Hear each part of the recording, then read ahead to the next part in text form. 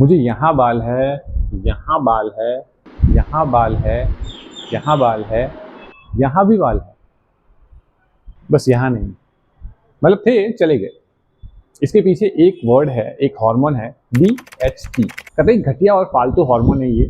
जितने भी लोग मेल पैटर्न बॉलनेस से सफर कर रहे हैं, सबको यही प्रॉब्लम है। बताता हूँ क्या है ये। DHT मतलब डाईहाइड्रो टेस्टोस्टेरोन। ये टेस्टोस्टेरोन का एक पोटेंट फॉर्म है। टेस्टोस्टेरोन कन्वर्ट होता है DHT में एक एंजाइम की मदद से, जिसका नाम है 5 अल्फा रिडक्टेज। DHT स्काल्प के ऊपर जो एंड्रोजन रिसेप्टर्स होते हैं उससे बाइंड होता है और क्या करता है, फॉलिकल मिनिएचराइजेशन। इसका मतलब पहले बाल पतले होते हैं और फिर धीरे धीरे चले जाते हैं परमानेंटली। अब इसकी घटिया हरकत ये है कि वहां से तो बाल उड़ा देता है, बट बाकी सब जगह बाल बढ़ा देता है। अब देखना, जो भी लोग मेल पैटर्न बॉन्डेज से सफर करते हैं, उनके बॉडी पे बहुत बाल होंगे, उनके चेस्ट पे, उनके हाथ पे, सब जगह बाल होंगे, लेकिन जहां चाहिए वहां पे नहीं होंगे। बियर्ड भी एकदम थिक होगी। ये मोस्टली जेनेटिक्स है। और DHT कैसे बाइंड करता है डिफरेंट रिसेप्टर्स से।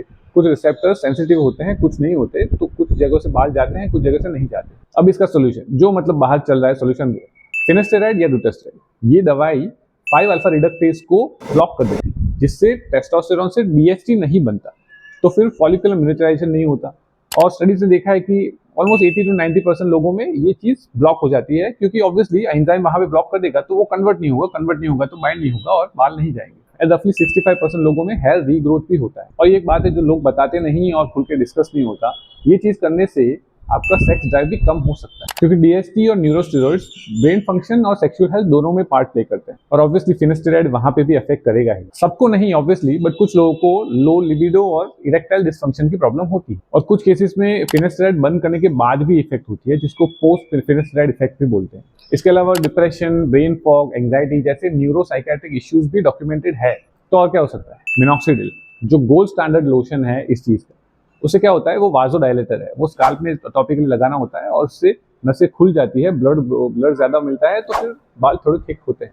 बट उसमें ये चीज है कि उसमें इचिंग बहुत होती है, उसमें स्किन इरिटेशन बहुत होती है। फिर कुछ लोग क्या करते हैं, हेयर ट्रांसप्लांट करवा लेते हैं। ठीक है, जहाँ पे ट्रांसप्लांट किए वो बाल बचेंगे, लेकिन दूसरे जो बाल है उनको बचाने के लिए तो फिर मिनॉक्सिडिल प्लस फिनेस्टेराइड लेना ही पड़ेगा।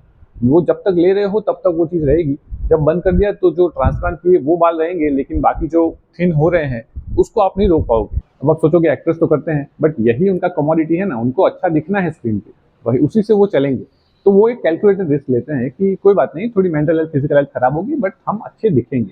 तो आपको क्या करना है, आप देख लो, आपको क्या अच्छा दिखना है, क्या अच्छा फील भी करना है।